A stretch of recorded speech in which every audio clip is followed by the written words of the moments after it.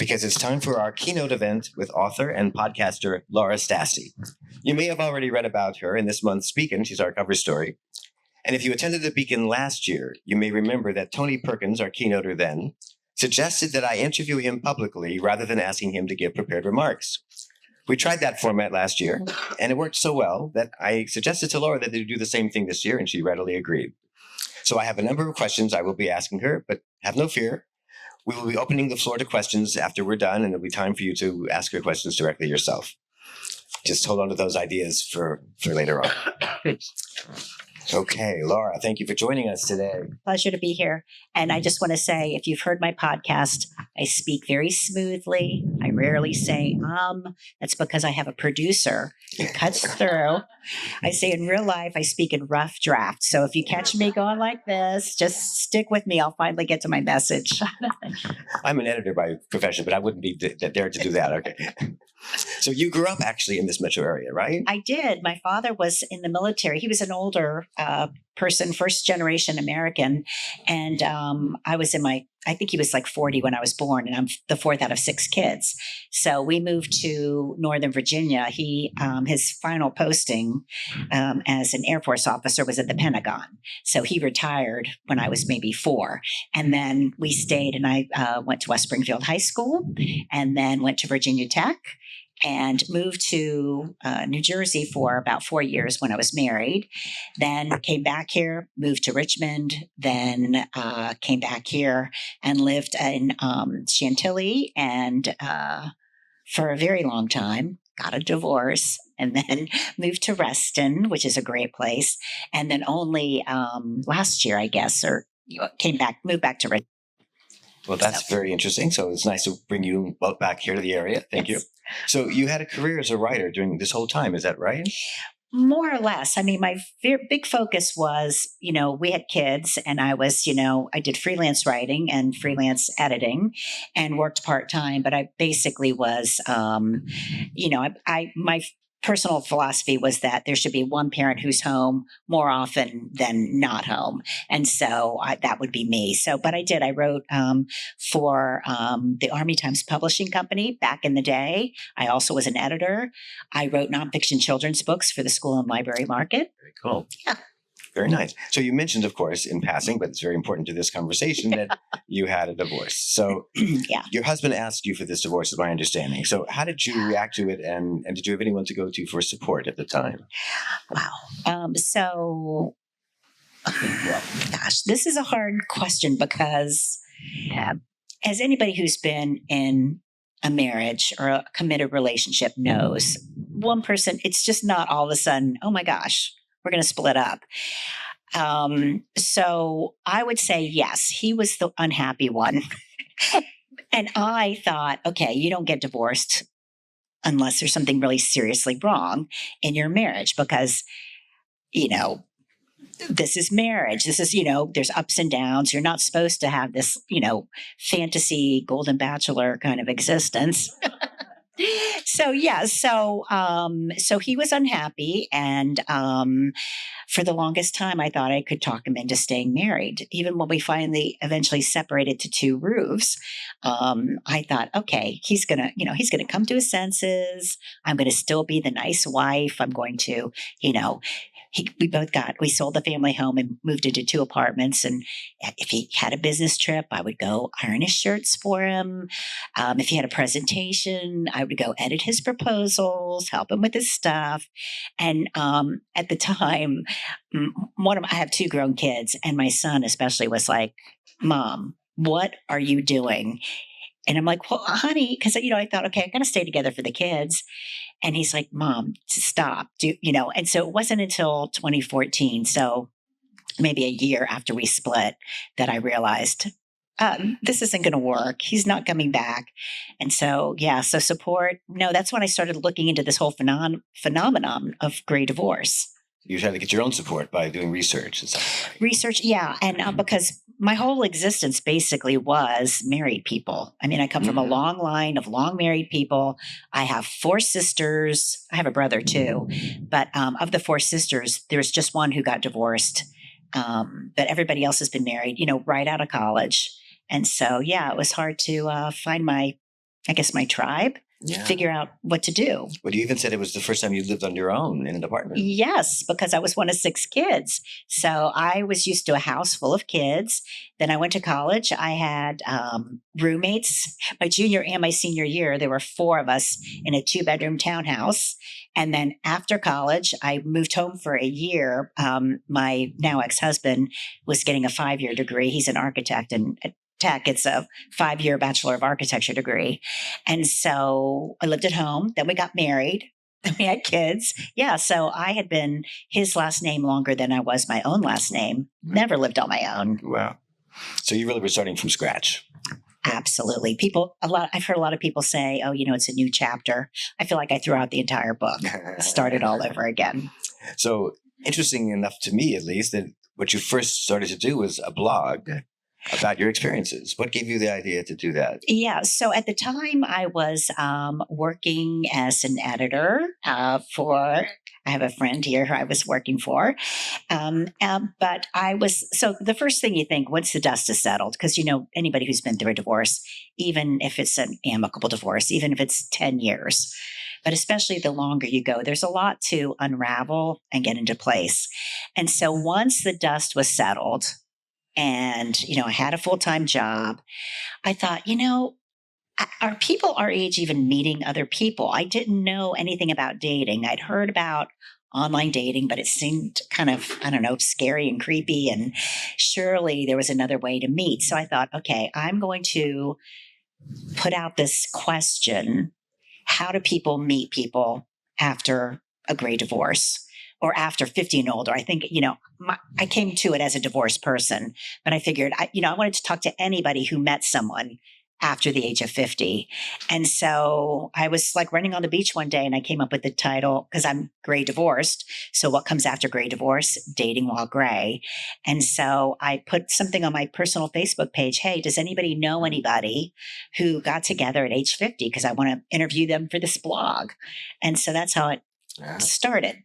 So social media came to help you a lot. Yes, my personal tribe. It's funny because the first person I spoke with, it was a woman who I had met her through the course of writing stories. And she told me about her mother.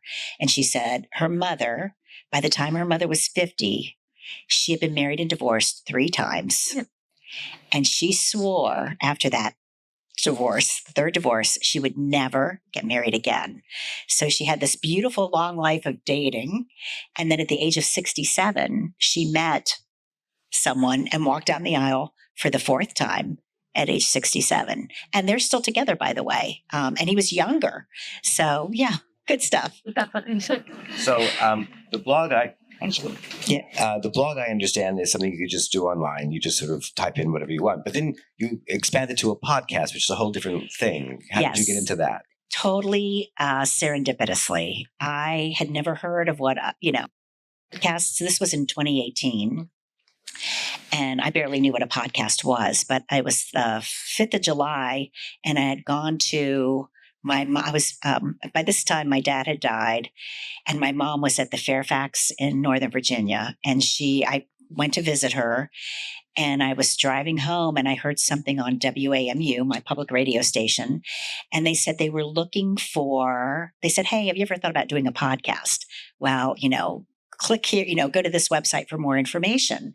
And I thought, I like interviewing people. I like telling stories. I have a little bit of the actress in me. Let me go see what this, a podcast might be a perfect vehicle for this. So I went to the website, and it turned out it was a podcast incubation program that WAMU was doing. Somebody had given them money to put together this program, and they were looking for creative projects that could potentially become podcasts. So, and they were looking for diverse voices, and their list of diversity was alphabetized. And age was the first diverse voice that they wanted to hear. So I thought, okay, I've got a good idea and I've got the age. Let me apply and see what happens. And so I was accepted for this program. There were 5 of us, and we each got a stipend. We spent from, I think it was Labor Day till the week before Thanksgiving in this program. It was once a week. And they, with the stipend that we got, they told us what kind of equipment to buy, and then they told us how to use it. And then we all put together a pilot episode. And then we had this big party at the end, and we played our pilot episodes. And from that, Dating While Gray was born. Just in case people don't know that, just give us a quick summary. What is a podcast and how do you find them? Oh, so a podcast is basically a radio show, but it's digital. So you can go to a website. You can go to, I think the official name is Podcast Catchers, but on your phone, if you've got an Apple phone, there's like a little, what do you call it? A little icon. Thank you. An icon. And it's just podcasts. And that's Apple Podcasts. And then, they've got all kinds of, there's literally millions of podcasts, maybe not millions, but close to 1 million. And they're organized by topics. So there's relationships, dating, religion, all kinds of topics. But so you can do it that way. Or you can go, now I have a website, datingwhilegray.com. And I also put the episodes on that website. But yeah. Very good. And last about you in terms of this side of the conversation, that first the blog led to the podcast and the podcast led to a book, right? Yes. Well, so when I was doing the blog, I always thought, this will be a good book. And I've written nonfiction children's books. So I thought, okay, this will be a great book. So I had in mind that I was going to write a book before the podcast opportunity even happened. And so then when I got the podcast, I was like, oh yeah, now this really is a book, because instead of me just, relying on friends and friends of friends, I started getting emails and voice messages from literally people all over the world telling me, oh my gosh, nobody's talking about this. It happened to me. My spouse died. Am I too old for love when I'm 70? I've never been married. Is it too late to find love and, have a committed partnership? And I feel like I struck a nerve. That's phenomenal. You must feel very proud of the things you've done for these people. I love it. I mean, it's not like I get as much out of it as everybody else. Mm-hmm. And I think the listeners do too. I mean, most of the listeners, I would say, are people who are also interested in dating and relationships. But I've gotten emails from like millennials saying, hey, my mom, she says she never wants to get married again. I think she should date. I listened to your podcast and I introduced it to, my mom.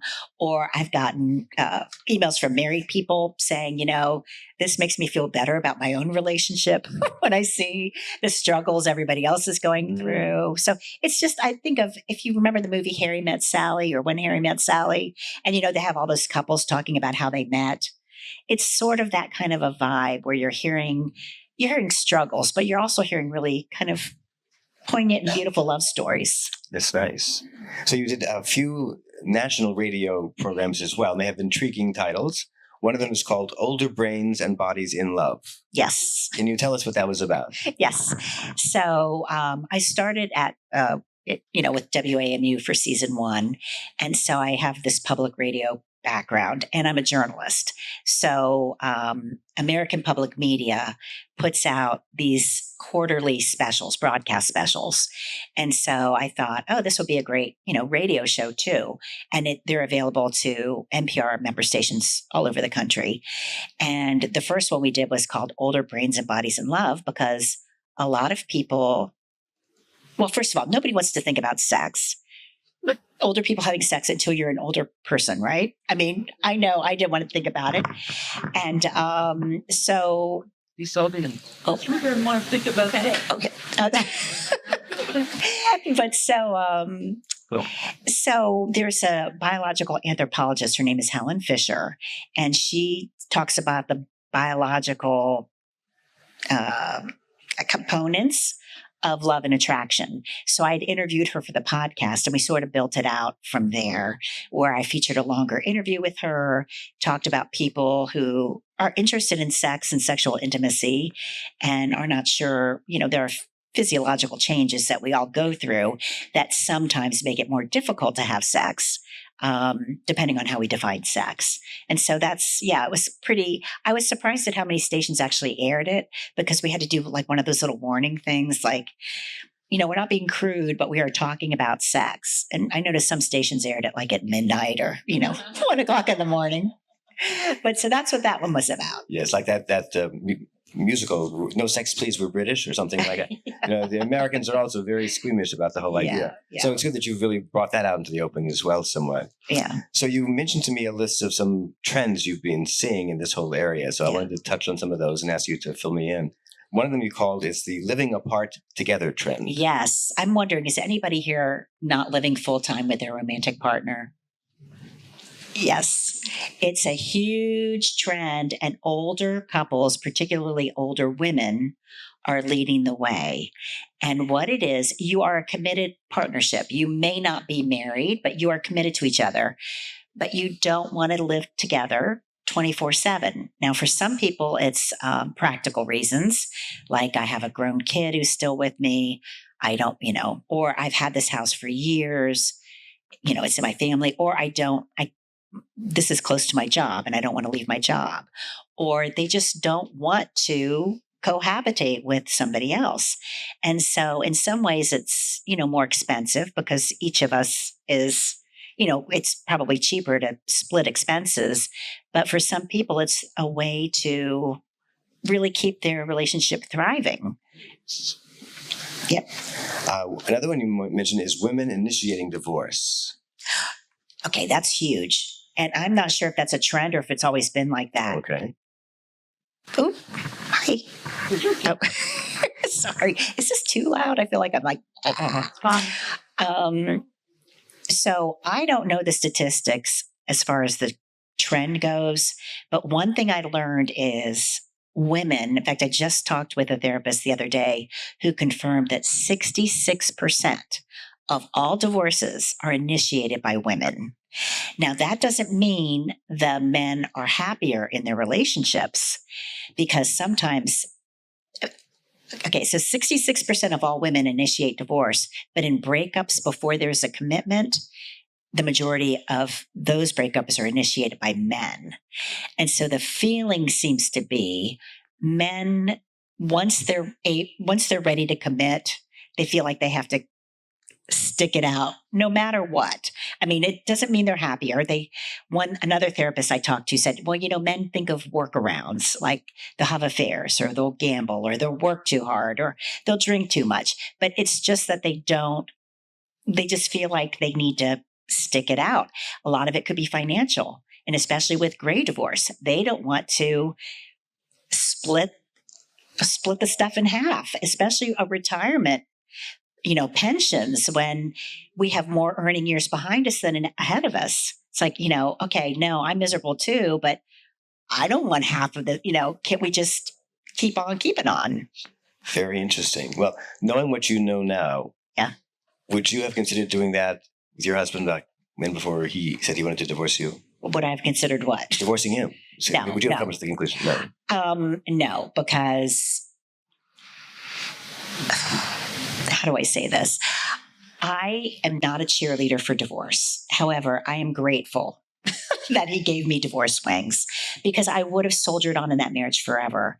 And I used to think, okay, my strengths complement his weaknesses and vice versa. And I was fine with that. But he wasn't. He was like, and for him, compromise felt like sacrifice. So, I spent a lot of time being like, get over it. I'm great. Why would you not want to, we have 2 great kids, but no, there's an interesting, I talked to somebody who said, we all think of the word selfish as a bad thing. Like it's a narcissistic thing to be selfish. But sometimes we need to look at the word selfish as self-ish. Like I deserve to take care of myself, and whatever that looks like. And so I think that's sort of where I'm sort of rethinking things, because before, I'd be like, oh, you're so selfish, like narcissistic. Mm-hmm. But now I have to accept his reality was different than my reality. I hadn't heard the term before, divorce wings. You want to tell me more about that? Oh, I think I might have made that up. It's just the freedom. I mean, it's terrifying to be on your own. I don't know. Maybe, was anybody in here been divorced and not terrified in those times after? Mm-hmm. You weren't terrified? okay, well, great. That's wonderful. But I was terrified. And it's still a little scary being by myself, honestly, if I tell you the truth. But what I meant by divorce wings was I was forced to jump off the cliff, right? And so the wings were the divorce wings. I mean, he pushed No, I really love the hard. image. I understand. Yeah, It's very nice. Okay. You mentioned the divide between the divorced and the widowed. Oh, yes, yes. Wow. And again, this might be a little bit of a chip on my shoulder, but I feel like the podcast is for anybody divorced, widowed, never married, gay, straight, it doesn't matter. But I started picking up on things from widowed people, and they were saying things like, there's a difference because my marriage ended only because my spouse died.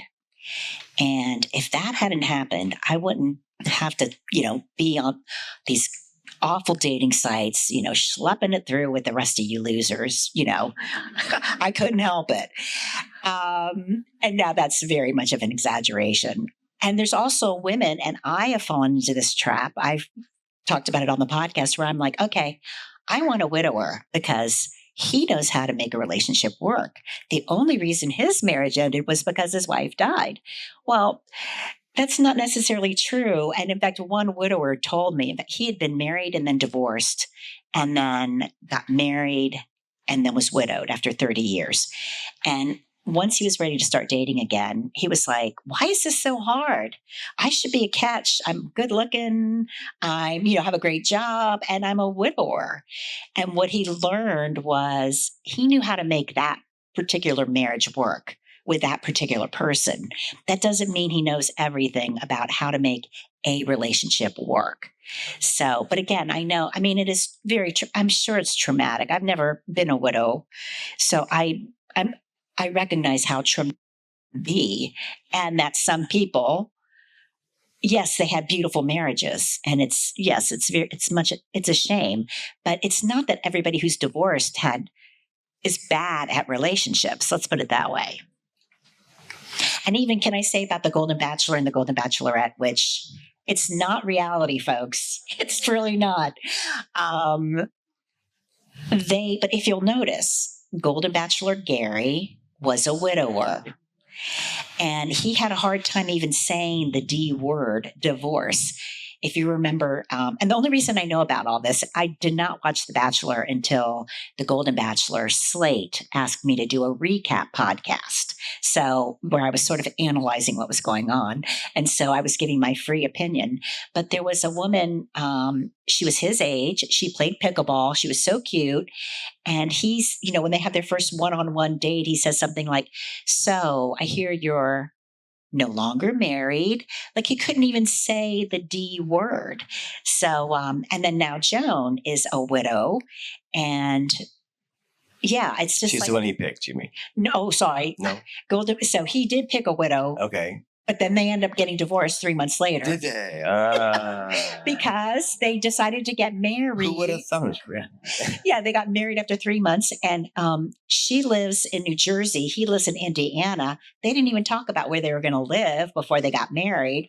They decided not only did they not want to live apart together relationship, they actually didn't want to be married. But now Joan, the Golden Bachelorette, she's a widow. And now, I'm not watching because Slate's not doing the recap podcast, but I have a feeling she's narrowed it down. And I think there's widowers and there's 5. And some of them are, I will put money that she chooses a widower, no matter what, just because it tells a nicer story. For those of you who haven't been following all this woman, Joan, is from Rockville. Oh, that's right. Oh, gosh. She seems like a really nice person, too. Any relatives of Joan? No. Okay. But total fantasy. Yeah. And I do think it does. In fact, you talked about the broadcast specials, the radio broadcast specials. I did one in February, and it was called Beyond Reality Television, Inside the Lives of Older Singles, because I wanted people to know this is TV. And, I even say, I was expecting reality TV to be more realistic. And that's probably on me, not them. Right. But don't you all fall for it. Oh, wow. That's really something. Okay. You talk about sexual intimacy. Yes. You want to tell us a little bit more about your views on that and what people are experiencing? Well, it's interesting because, like I said, nobody wants to think about it until you reach that age. But I've even talked to people who are, just assume we're all going to reach a stage in our lives, maybe not tomorrow, maybe not next year, but we're going to stop being physically intimate. And to that, I say that's fine if that's what you and your partner both decide that's what you want. However, it's really unfair to assume anything. Mm-hmm. None of us should assume anything. I guess we shouldn't assume that we're going to be physically intimate, just like we shouldn't assume we're not going to be physically intimate. And the one thing I've learned from talking with sexologists and intimacy counselors, if we all widen the definition of what sex is and think of it more as intimacy, sexual intimacy, and then have those conversations about what we want, what feels good, what we're willing to try, then we're going to be happier. But we shouldn't assume, okay, I've reached this stage in my life, I don't want it anymore. And if you don't, that's fine too. But I talked with this one woman who, an expert, and she said a lot of times people stop wanting sexual intimacy because they haven't had good sexual intimacy in the past. Mm. And so it's like, why am I still doing this? When I'm not getting anything out of it, basically. Mm-hmm. I can go into a lot more detail, but I think I'm just going to direct you to some podcast episodes, because usually when I'm talking about sex, it's either with one person or it's behind the microphone, like with no people. So. Which, by the way, I will announce in a minute. When we're done, she will be going downstaiars to her table where she is selling her book and signing copies. And she can also chat with you more privately down there if you well, wait a minute. Or arrange to. Not specifically, though. All right, not specifically. All right. Okay. So the next, even more fraught subject in sexual intimacy is financial arrangements. Oh, that's true. I would much rather talk about sex than money, believe me. Any day of the week. So relationships, as we all know, the older we are, presumably we have more of a spreadsheet. We have accumulations. We also have debts. Is there something you'd like to share? Oh. We just have a good time. Oh, yeah, good. I love it. But there are some real big considerations when you meet someone to decide whether you want to actually marry that person or just be a committed partnership.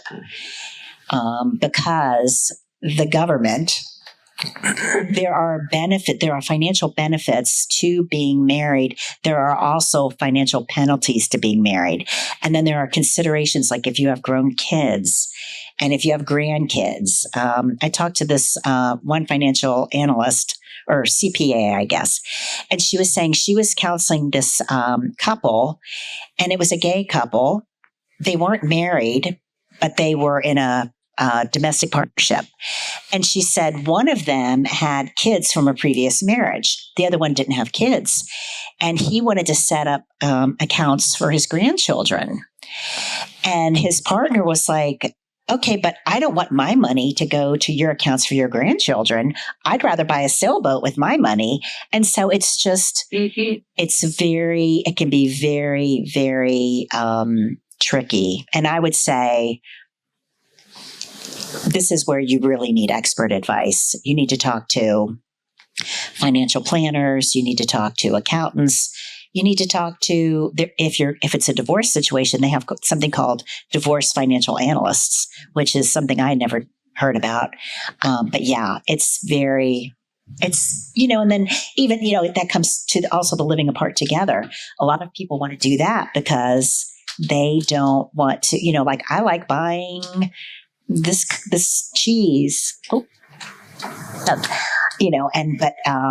I want to splurge on this brand of cheese, And you might have a partner that says, why would you buy that expensive cheese when, these Kraft slices will do? So, yeah. I smell divorce coming in. Well, or just like, let's not get married. Let's just, and even in the happy situations, you may want to keep your money separate. I say tomato, you say tomato, right? Let's call the whole thing off. Okay.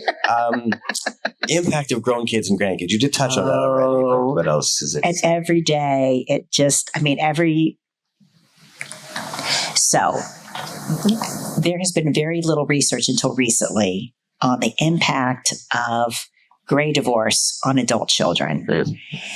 A lot of us, how many times have we heard, we're going to wait till the kids are older before we split up, And just because they're older does not make it easier. And in fact, in some ways, it's harder for kids because when you're little, if your parents are divorced, that's basically what you know.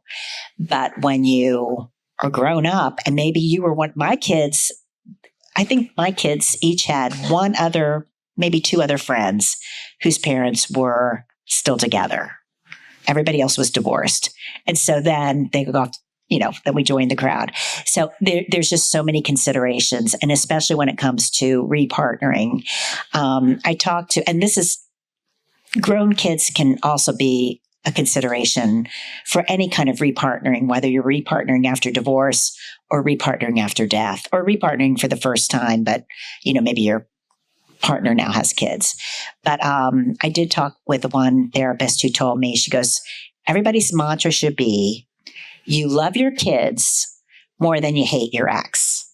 Mm-hmm. And if you keep that in mind and go lovingly forward, then there's going to be transitions, but yeah. And then, sorry, I'm working on an episode that's coming out this Thursday, and it's really something that, unfortunately, I think it's going to affect a lot of us in the years ahead. It's a man whose wife was diagnosed with early. It's not Alzheimer's, but it's a degenerative brain disease, sort of like what Bruce Willis has, and so. His wife has been in a memory care unit for 5 years now. She can't speak. She doesn't recognize him. And he's, he loves her. They have 2 grown kids. And he's like, I am incredibly lonely. I have friends, but I would like romance in my life. And he says every time he tries to talk to his kids about it, they shut him down. No, Dad, till death do us part. And he's like, okay, I love this woman, but this is not a marriage anymore. How can I maintain my loyalty to her and still not lose myself? And so, kids can play a role in that too, which is, it's a tragedy. It is very sad. Yes. You also told me that some of the common questions people ask you can lead to some interesting discussions. So the first one you mentioned to me was, how do you meet someone? Oh, how do you meet someone? If I had the answer to that, I would be sponsoring this entire expo. Next year, maybe. Yes. So we've all heard online dating. It's probably the first thing everybody thinks about, use the apps, online dating.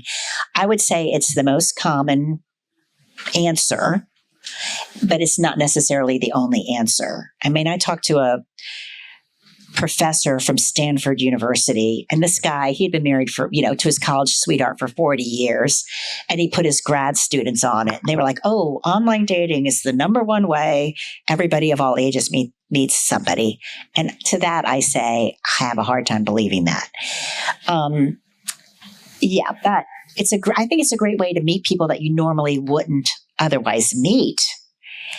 And it could lead to something. I know people in this very room who have met people through online dating. Here's my one tip for everybody. Get involved in your alumni associations. Go to your high school reunions. Go to your college reunions. Because that's, people from our past. I call it boomerang love, but that's a very common way that older people, okay, you have a story. I do. Oh, I love it. But, that's a good way to meet someone. Also, there's a writer who's here in DC. Her name is Leslie Morgan Steiner. And she wrote a whole book she's written several books, but one book she wrote after her great divorce. And it was talking about her dating life. And she said she was going to, she set a goal of having 5 boyfriends in a year or something. And she found them. And she was finding them in places like the airport. But her point was, and so we did this thing, this was during season 1, where we walked from WAMU, we walked to the grocery store at Giant, right by the Metro.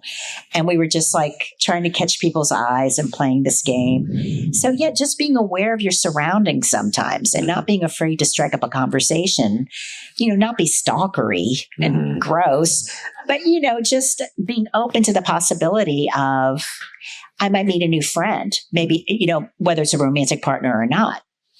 How about affinity groups or game sports and things of that sort, going bicycling or whatever? Oh, yes. Yes. I mean, in fact, there are dating sites, but yes, I joined and things. Yeah. I joined a running group. I joined a running group because I like to run. Mm-hmm. I did meet someone, but it's in the book.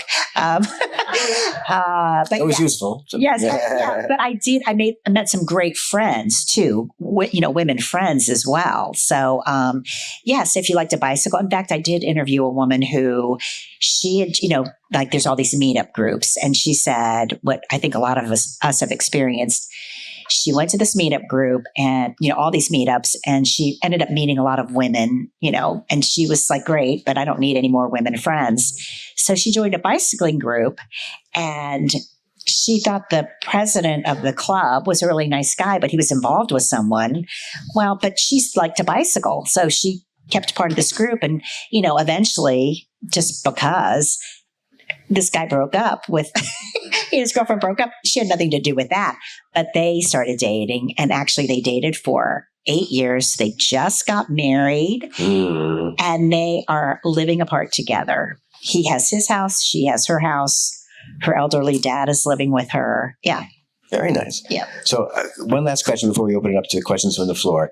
What are the silver linings you found in your life since you've been through all this, the divorce and whatnot? So personally, I feel like I've become a much more open and accepting person. I used to think very, okay, and, the guy has to call or he has to make the moves. He has to pay. If he doesn't pay, he's cheap, that kind of thing. Or I'm going to wait for him to make a first move. Or, so I've thought more openly about, we're just people in this world, and we're kind of lonely and sad souls. Even when we're not, I haven't met anybody who wouldn't benefit from having a special person in their life, another special person, whether it's if they need another friend or just somebody who enhances their life in some way for 10 minutes or for, a lifetime. And so I've been much more open about, I guess, what I'm looking for, or just being open to what may come my way. So that's a silver lining. Maybe a little more aggressive too. Is that what you're suggesting? Oh, I don't like that word, Stu. Editor, I don't like that word. Okay. Not aggressive. Assertive, yes. Is that a better one? Because you would, I want to pay for this one, or I'm going to split with you, or I'm going to, I guess, make the first move. No. More. Okay, this is hard because I do parse words because I used to be an editor too. I would prefer to say open and not instantly mean X means Y. Do you know what I mean? Okay. Yeah. Because I'm not being very assertive right now when it comes to dating. Okay. So I have a hard time calling myself assertive right now. I got it. Okay. Well,